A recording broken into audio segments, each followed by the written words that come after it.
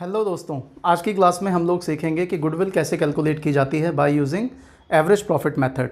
लेकिन average profit method सीखने से पहले आओ एक बार दोबारा देख लेते हैं कि गुडविल को कैलकुलेट करने के टोटल कितने मेथड होते हैं। तो गुडविल को बेसिकली कैलकुलेट करने के 3 मेथड होते हैं, जिसमें से आपका पहला है average profit method, second is super profit method और थर्ड नंबर पर आपका आ जाता है कैपिटलाइजेशन मेथड। तो टोटल 3 मेथड हैं, इनको यूज़ करके गुडविल कैलकुलेट की जाती है, जो आपके क्लास 12th तक एप्लीकेबल हैं। और एवरेज प्रॉफिट मेथड को दोबारा से फिर से सब डिवाइड कर दिया जाता है 2 पार्ट में। एक है सिंपल एवरेज और उसके बाद है बच्चों वेटेड एवरेज मेथड। और इसी तरीके से कैपिटलाइजेशन मेथड भी 2 पार्ट में आगे डिवाइड हो गया है, जिसमें से फर्स्ट का नाम है कैपिटलाइजेशन ऑफ एवरेज प्रॉफिट और सेकंड का नाम है कैपिटलाइजेशन ऑफ सुपर प्रॉफिट। तो आज की क्लास में जो हम पढ़ने वाले हैं वो हम पढ़ने वाले हैं how to calculate goodwill by using average profit method और उसमें भी सिंपल एवरेज मेथड। तो चलिए आगे चलते हैं। तो एवरेज प्रॉफिट मेथड मतलब सिंपल एवरेज प्रॉफिट मेथड।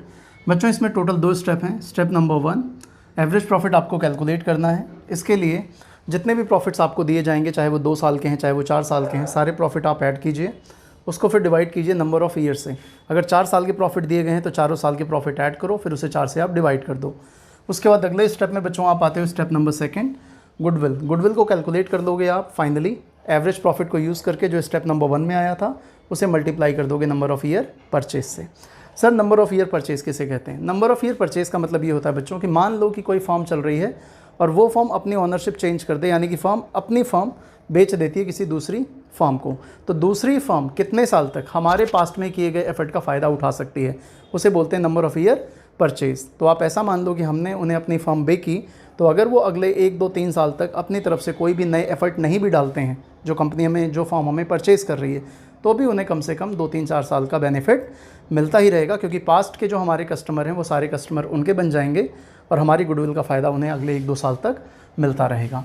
तो बच्चों ये 2 स्टेप के अंदर हम गुडविल आराम से कैलकुलेट कर लेते हैं। लेकिन अब हम आगे चलेंगे और इसमें समझेंगे कि नॉर्मल प्रॉफिट का मतलब क्या है। तो चलिए आगे चलते हैं। अब हम लोग कैलकुलेट करने वाले हैं normal business profit. Normal business profit किसे कहते हैं? देखो पहले समझो, जो भी प्रॉफिट एंड लॉस आपको क्वेश्चन बताएगा गुडविल कैलकुलेट करने के लिए, वो फर्म के प्रॉफिट एंड लॉस अकाउंट से आया होगा।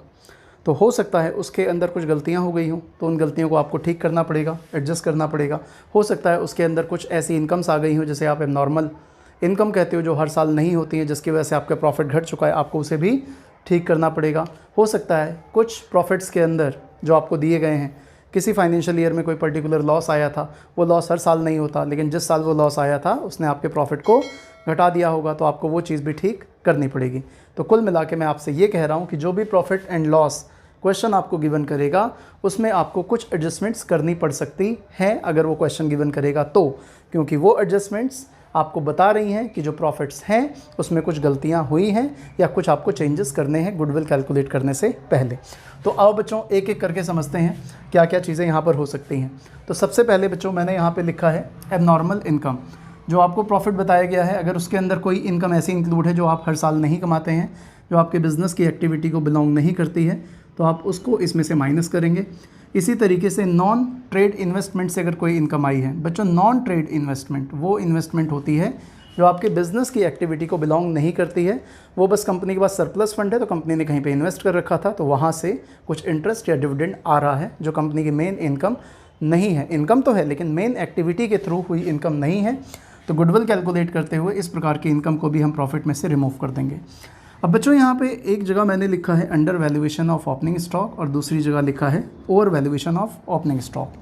और नीचे आते होते यहाँ पे फिर से over valuation of opening stock और under valuation of closing stock. तो ऊपर ये 2 चीज़ें माइनस की गई हैं और यहाँ पे बाद में 2 चीज़ें प्लस की गई हैं। तो यहाँ पे बच्चों को कन्फ्यूज़ नहीं होना है, जो मैं बताने चल रहा हूँ उसे आप ध्यान से समझो। देखिए क्लास 11th की मैं बात कर रहा हूँ। क्लास 11th में प्रॉफिट एंड लॉस अकाउंट जब आप बनाते थे, उससे पहले आप बनाते थे ट्रेडिंग अकाउंट। ट्रेडिंग अकाउंट को जब आप बनाते हो तो ट्रेडिंग में डेबिट साइड में ओपनिंग स्टॉक लिखा जाता है और क्लोजिंग साइड में, क्रेडिट साइड में क्लोजिंग स्टॉक लिखा जाता है। Trading account profit and loss account बच्चों नॉमिनल अकाउंट है, तो ये डेबिट साइड में एक्सपेंसेस को रिकॉर्ड करता है। तो ओपनिंग स्टॉक का जो बेसिकली असर पड़ता है प्रॉफिट एंड लॉस कैलकुलेट करते हुए एज अ एक्सपेंस पड़ता है, एज अ एक्सपेंस पड़ता है। और क्लोजिंग स्टॉक क्योंकि क्रेडिट साइड में रिकॉर्ड किया जा रहा है, तो प्रॉफिट एंड लॉस को रिकॉर्ड करते हुए इसका जो असर आता है वो एज इनकम आता है। तो गलतियाँ क्या क्या हो सकती हैं? अब यहाँ से हम देखते हैं कि अगर मान लो क्लोजिंग स्टॉक गलती से ज़्यादा लिख दिया तो इनकम ज़्यादा लिख दी, तो इनकम अगर ज़्यादा लिख दी तो प्रॉफिट ज़्यादा आ जाएंगे। तो आपको क्या करना है, क्लोजिंग स्टॉक अगर ओवर वैल्यू मतलब ज़्यादा लिख दिया तो ठीक करने के लिए वो प्रॉफिट आपको रिड्यूस करना है। क्लोजिंग स्टॉक अगर आपने कम लिख दिया था तो ये भी गलती है। आपने क्लोजिंग स्टॉक कम लिखा तो जिसकी वजह से क्लोजिंग स्टॉक का जो असर पड़ता है एज अ इनकम वो कम पड़ा, तो उसकी वजह से आपके प्रॉफिट कम हो गए। तो आपको उसे ठीक करने के लिए ऐड करना पड़ेगा। तो क्लोजिंग स्टॉक अगर आपने कम लिखा तो उसे आपको ऐड करना पड़ेगा। इसी तरीके से ओपनिंग स्टॉक अगर आपने ज़्यादा लिख दिया तो इसका मतलब खर्चा ज़्यादा लिख दिया तो आपके प्रॉफिट्स कम हो गए। तो ठीक करने के लिए आपको उस प्रॉफिट को बढ़ाना पड़ेगा, तो ओवर वैल्यूएशन। और अगर आपने इसे कम लिखा था तो एक्सपेंस आपने कम लिखा जिसकी वजह से प्रॉफिट्स ज़्यादा आ गए, गलत आ रहे हैं, ज़्यादा हो गए प्रॉफिट गलत दिखाई दे रहा है। तो आप ठीक करने के लिए उसे यहाँ से माइनस करेंगे। जो बातें मैंने बोली हैं ये बातें अगर समझ में ना आई हो, समटाइम्स थोड़ा सा कन्फ्यूजिंग लग सकती है, तो बच्चों आराम से पीछे जाएँ, मतलब वीडियो में पीछे जाएँ, दोबारा से देखें। अच्छा जी, ये सारे काम करने के बाद बच्चों पार्टनर रिम्यूनरेशन, जो पार्टनर्स होते हैं उनको कभी कभी हम सैलरी और रिम्यूनरेशन वगैरह देते हैं, हम मतलब फॉर्म देती है। तो रिम्यूनरेशन और सैलरी अगर वो माइनस नहीं की गई है इस प्रॉफिट एंड लॉस से तो आपको इसे माइनस करना है, उसके बाद वाला प्रॉफिट यूज़ किया जाएगा गुडविल को निकालने के लिए। और बच्चों यहाँ पे एबनॉर्मल लॉस था। एबनॉर्मल लॉस का मतलब loss by fire, voluntary retirement compensation, कुछ ऐसे खर्चे हैं जो हर साल फॉर्म के नहीं होते हैं, लेकिन जिस साल हुए तो उस साल ऑब्वियस सी बात है प्रॉफिट नीचे चला गया, लेकिन ये नॉर्मल एक्टिविटी तो है नहीं, तो आपको इस प्रॉफिट को ठीक करना है और उसे दोबारा से ऐड बैक कर देना है। तो एबनॉर्मल लॉस को ऐड कर देते हैं। बच्चों लास्ट में यहाँ पे बात आती है expenses not expected in future. Sir इसका क्या मतलब है? देखो, जो आप गुडविल कैलकुलेट करते हो वो बिजनेस के एक्चुअल प्रॉफिट से कैलकुलेट करते हो, लेकिन एक्चुअल प्रॉफिट एडजस्ट भी किए जाते हैं। आपको गुडविल कैलकुलेट करते हुए प्रॉफिट वो लेना होता है जो आपका फ्यूचर में भी रहे, इसलिए नॉर्मल बिजनेस प्रॉफिट को फ्यूचर मेंटेनेबल प्रॉफिट भी कहते हैं। तो सपोज पास्ट में आपके पास कुछ खर्चे होते थे, लेकिन अब आपको लगता है फ्रॉम नाउ ऑनवर्ड्स इस प्रकार के खर्चे नहीं होंगे। कंपनी की कोई यूनिट थी वो बंद हो गई तो वहाँ का खर्चा अब नहीं होगा, तो वो खर्चे पहले तो आए थे तो प्रॉफिट आपका जो था कम हो गया था, तो आपको उसको रिवर्स करना है और इसे ऐड कर देना है। तो बच्चों ये सारी चीज़ें अगर आपको क्वेश्चन बताता है तो उसका इम्पैक्ट देखना है आपको कि प्रॉफिट एंड लॉस पे क्या पड़ा था।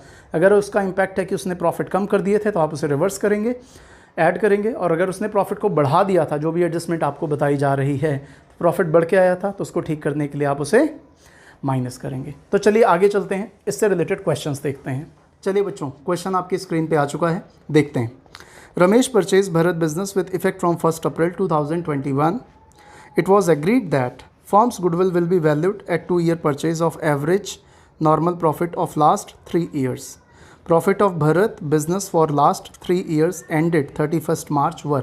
पिछले 3 साल के बच्चों आपको यहाँ पे प्रॉफिट्स दिए गए हैं। 2019 का प्रॉफिट आपको बताया गया है 1 lakh including N abnormal gain of ₹10,000। 2019 में 1 लाख का प्रॉफिट है और इस प्रॉफिट में 10,000 का एक गेन भी इंक्लूड है, तो गेन ने प्रॉफिट बढ़ा दिया होगा क्योंकि वो एबनॉर्मल है, तो आप ठीक करो, माइनस करना पड़ेगा।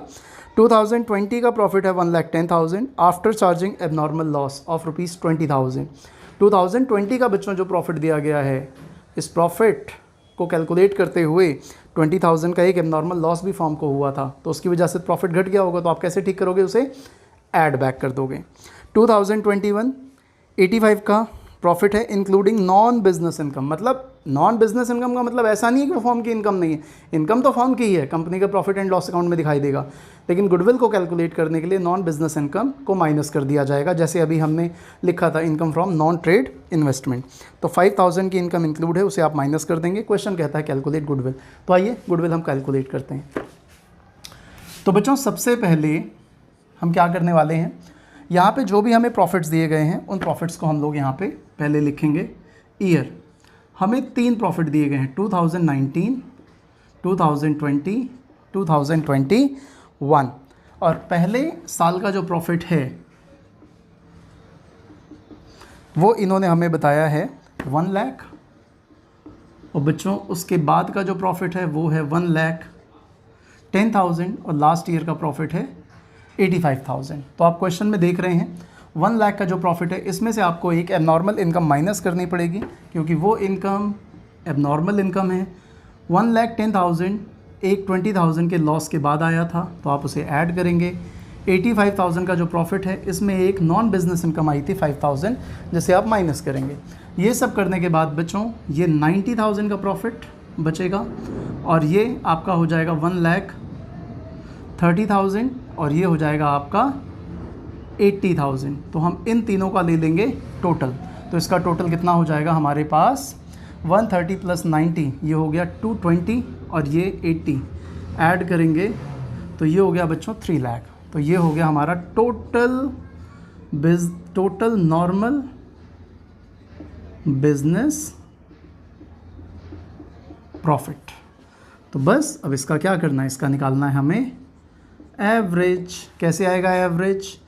जो भी आपको टोटल बिजनेस का प्रॉफिट आया है उसे आप डिवाइड करेंगे नंबर ऑफ़ ईयर से। बच्चों कितने ईयर अवेलेबल हैं? 1 2 3 से आप डिवाइड करेंगे तो ये आ गया 1 लाख। और गुडविल के लिए आपको दो चीज़ें चाहिए, आपको चाहिए एवरेज प्रॉफिट और आपको चाहिए नंबर ऑफ़ ईयर परचेज। और आप ध्यान से देखें number of year purchase question ने आपको बताया हुआ है। Number of year purchase question कहता है 2 ईयर परचेज, तो आप 2 से मल्टीप्लाई करेंगे। तो बच्चों ये हमारी गुडविल आ गई। बहुत आसान सा प्यारा सा मेथड है, पक्की बात है। तो चलिए आगे एक क्वेश्चन और करते हैं। क्वेश्चन कहता है Om, Shanti and Namo are partner sharing profit and loss equally. They agree to admit they for equal share. For this purpose, goodwill is to be valued at 4 year purchase. ध्यान रखना 4 year purchase. Of average profit of last 5 years. Profit for the 5 year were. पिछले 5 साल के profit आपको दिए गए हैं। 2017 में 30,000, फिर 18, 19, 20 और 2021 का प्रॉफिट नेगेटिव दिया गया है। तो यानी कि 2021 जो फाइनेंशियल ईयर है उसमें लॉस आया था 1,20,000 का।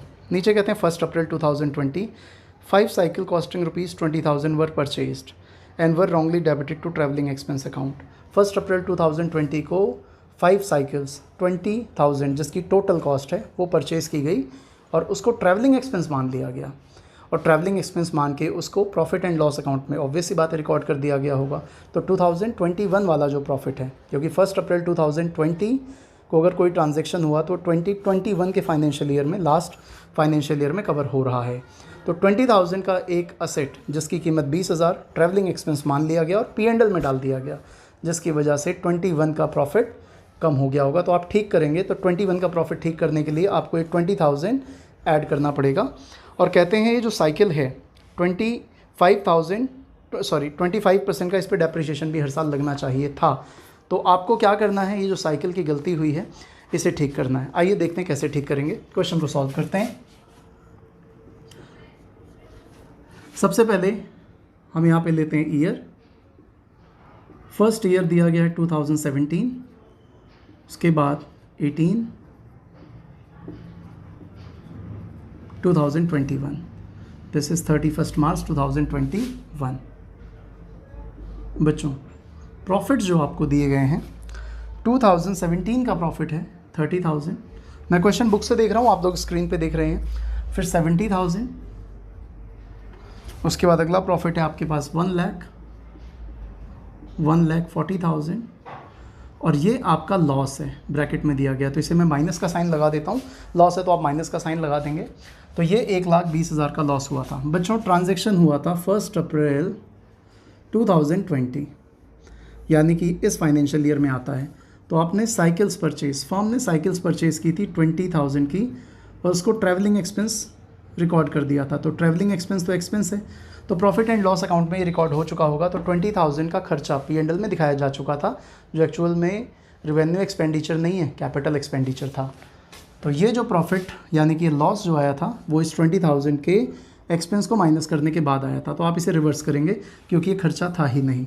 तो आप इसे ऐड करेंगे 20,000 और इस 20,000 की साइकिल के ऊपर, क्योंकि ये साइकिल है तो एसेट रिकॉग्नाइज होनी चाहिए थी, तो इस साइकिल के ऊपर क्वेश्चन ये बता रहा है कि 25% पर एनम का डेप्रिसिएशन लगना चाहिए था। तो डेप्रिसिएशन तो लगा नहीं होगा क्योंकि आपने पूरे को ही खर्चा मान लिया था। तो अभी आप इसको खर्चा नहीं मान रहे तो हटा रहे हो, तो 25% का इसके ऊपर आपको डेप्रिसिएशन माइनस करना पड़ेगा। तो मैं फिर से रिपीट कर दूं, 20,000 इसलिए ऐड किया क्योंकि ये 20,000 P&L में नहीं जाना चाहिए था, तो इससे प्रॉफिट कम हो गया होगा। तो आप ठीक करोगे तो प्रॉफिट ऐड बैक करोगे 5000 इसलिए माइनस किया क्योंकि ये एसेट रिकॉग्नाइज हो रहा है, तो इसके ऊपर डेप्रिसिएशन रिकॉर्ड होगा 25%। तो बच्चों जो हमारे फाइनल प्रॉफिट्स आ गए जो हम यूज़ करेंगे गुडविल के लिए, 30 का 30 ही रहेगा, ये भी 70 रहेगा, ये 1 लाख रहेगा, 1,40,000 रहेगा, और ये हो जाएगा 15 माइनस करोगे तो माइनस का 105, 1,05,000 माइनस का हो जाएगा। तो इन सबको हम लोग ऐड कर लेते हैं और ऐड करने के बाद देखते हैं हमारे पास फाइनली कितना आ जाता है। तो बच्चों इसका जो टोटल निकल के आ गया वो आ गया 2,35,000, 2,35,000। तो यहीं से आप एवरेज प्रॉफिट फाइंड आउट करेंगे। 235 डिवाइडेड बाय 1 2 3 4 5 से करोगे तो ये आ जाएगा 47,000 एवरेज प्रॉफिट।